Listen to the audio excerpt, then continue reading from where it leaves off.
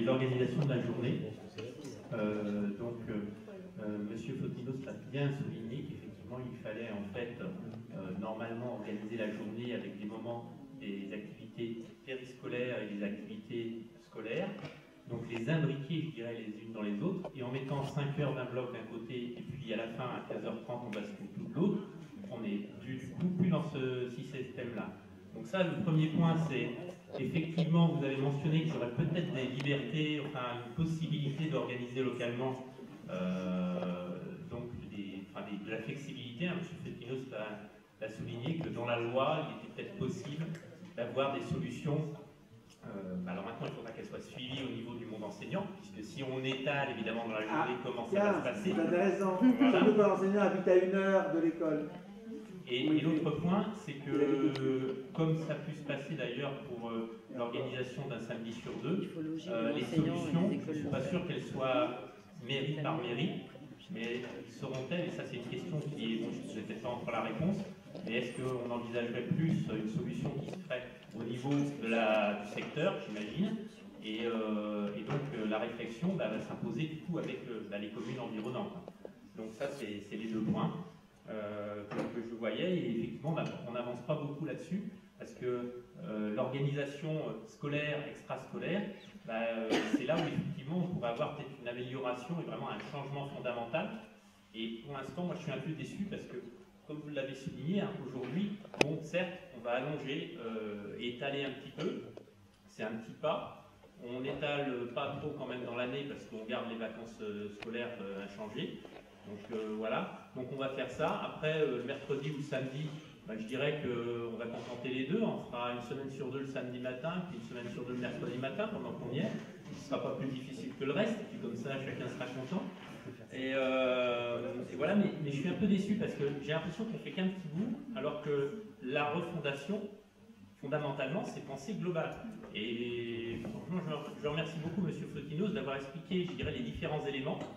Et aujourd'hui, on a l'impression de se retrouver face à un mur et de dire, bon ben voilà, on ne peut pas faire ceci, on ne peut pas faire cela, parce que je comprends toutes les contraintes, hein. Essentiellement d'ailleurs, question budgétaire finalement, qui revient souvent à ça, c'est que même au niveau organisation, avec beaucoup de moyens, effectivement, on aurait des solutions, mais là, on se retrouve là-dessus. Donc, bon, soyons imaginatifs, bien sûr, mais bon, déjà, moi, ce que je dirais comme approche, hein, c'est qu'il faudrait peut-être essayer de partir sur quelque chose de non, on ne va pas dire c'est pas possible. Effectivement, j'ai déjà entendu plusieurs personnes. Et donc, essayons, comme le disait M. Bourdoncle, asseyons-nous un petit peu autour d'une table. Comme le disait M. Fotinos aussi, recensons les différentes possibilités.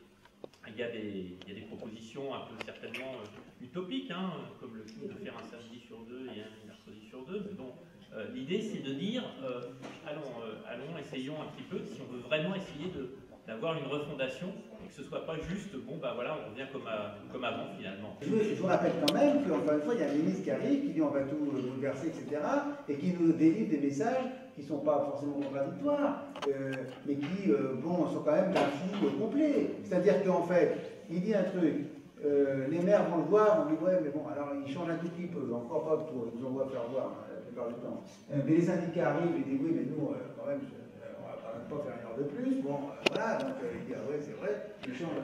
Mais écoutez, comprenez quand même qu'on ne puisse pas vous apporter aujourd'hui une réponse toute faite à une organisation dont on ne sait pas grand-chose. Hein, moi, vous savez, enfin, vous vous souvenez peut-être, certains d'entre vous, j'avais dit, moi, tout ce que je souhaite, c'est que l'État impose son truc. Voilà, il impose son truc, après on dit, on met en place, ou on ne met pas en place, en fonction des communes, ça va coûter tant, c'est un choix, vous avez raison. Plus on nous laissera de choix, plus ça sera le bazar, hein, moi je vous le dis.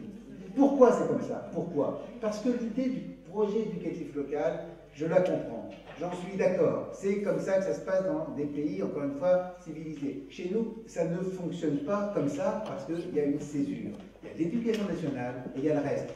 Je ne mets pas en cause les personnes de l'éducation nationale, je mets en cause le système. Ce système ne peut pas fonctionner. Voilà, c'est tout, je vous dis. Cette collaboration, elle peut se faire au maximum comme nous la faisons ici, mais à un moment donné, ça coince. Parce que je ne peux pas, vous me dites les enseignants, qu'est-ce qui se passe? Si les enseignants, vous me dites 15h30, c'est vrai, c'est une vérité. Il faudrait recommencer l'école 2 heures entre 15h30 et 17h, on va dire. Voilà. Mais là, ça veut dire que l'enseignant, il vient le matin, après il a 3 heures de livre ou 4 heures de livre, il finit plus tard. Si cet enseignant, je suis désolé de le dire, c'est un personnel municipal, je peux le gérer. Je suis sûr que je peux le gérer. Si c'est comme aujourd'hui, je ne peux pas le gérer. C'est pas moi qui emploie les enseignants, vous comprenez? Voilà, moi je suis désolé, c'est comme ça. Je vous dis que cette césure, elle empêche, c'est ça c'est le principal facteur d'empêchement de l'évolution. Moi je vous dis. Je suis d'accord avec vous, en fait, je revenais sur la proposition de la réflexion par rapport au point dans quelle mesure, en fait, on ne pourrait pas, en réfléchissant juste un peu autour d'une table, faire remonter justement, parce que là, si vous faites remonter vous en tant que maire, en disant bah, de toute façon il y a cette césure donc on ne va pas pouvoir mettre tout ça en place, certes vous avez un certain poids. Par contre, si vous remontez, je dirais, avec des propositions concrètes en disant bah, voilà, nous on a réfléchi au niveau de la collectivité locale avec tous les partenaires et bah, voilà, nous on voit, on a bien entendu le message et c'est telle organisation qu'il faudrait. Et pour cela il faudrait ceci, cela et donc par exemple un étalement plus long. Est-ce que ça de là ne pourrait pas avoir plus de poids et peut-être faire réagir? On peut toujours le faire, bien sûr. C'est plutôt ça. L'idée, c'est de dire anticipons, essayons de voir ce qui pourrait fonctionner, puisque rien n'est figé, et donc tous ensemble quelque chose.